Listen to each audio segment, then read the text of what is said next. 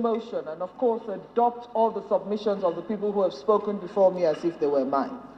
Mr. Speaker. Ajia, coal is found in Gombe.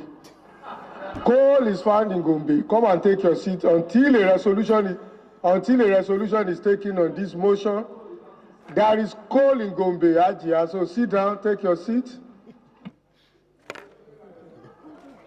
Thank you very much, Mr. Speaker, sir.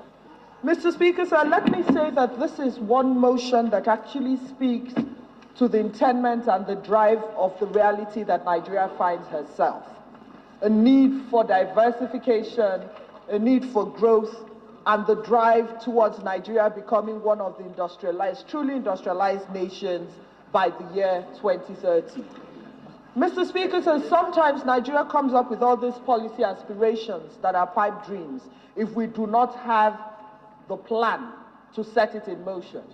And this motion is very simple. It speaks to coal to power.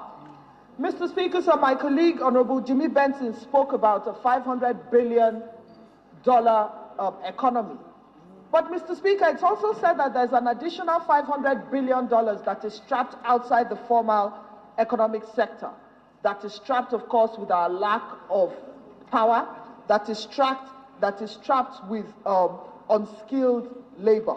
And, Mr. Speaker, sir, if indeed Nigeria seeks to grow to the extent where Nigeria is indeed the economic powerhouse that she sees herself as, then, Mr. Speaker, we cannot domicile ourselves within one sector and continue to give the excuse, because everybody speaks to Nigeria's lack of industrialization as the power problem.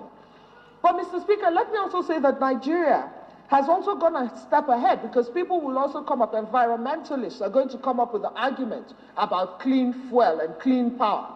But, Mr. Speaker, so Nigeria is a signatory to all the climate change agreements, the Kyoto Protocol and so on and so forth, that take care in anticipation of the degradation of our environment in the event that we actually start to explore coal to power.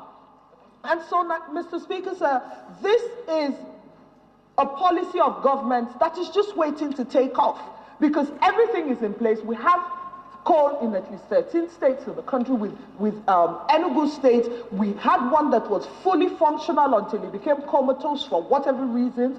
And then we're talking about fiscal federalism. We're talking about building the regions. We're talking about growing funds and attracting funds to all the regions in such a way that Nigeria grows together.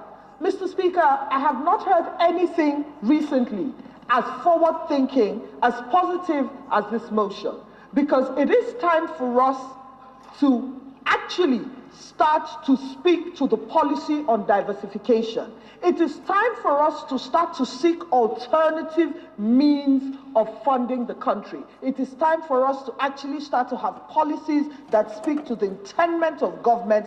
Mr. Speaker, the truth of the matter is that every day on the floor of Parliament, we talk about the oil prices and the fact that they are languishing dangerously at $30 per barrel. And it has become a rhetoric. But, Mr. Speaker, we also speak to the fact that Nigeria is one of the most blessed countries in the world. But the reason why they continue to talk about potential of Nigeria is because all these potentials have not been tapped into. And so this is an opportunity for us to stop being a potentially great country, but to become a truly great country. And this is one of the ways, and I do hope that, having said it on the floor of Parliament, that this coal to power policy is one policy that is going to be taken to a logical conclusion, so that whatever burden we have on gas and hydro will now be shifted and spread out, so that Nigeria can indeed be one of the most industrialized nations, because as our population grows, so do our power needs grow. And as our power needs grow, Mr. Speaker, sir, we must, as a country, start to seek alternatives. I therefore would like to congratulate my colleague for bringing this motion, and I'd urge my colleagues to please support it in the best interest of our country. Thank you. Thank you very much.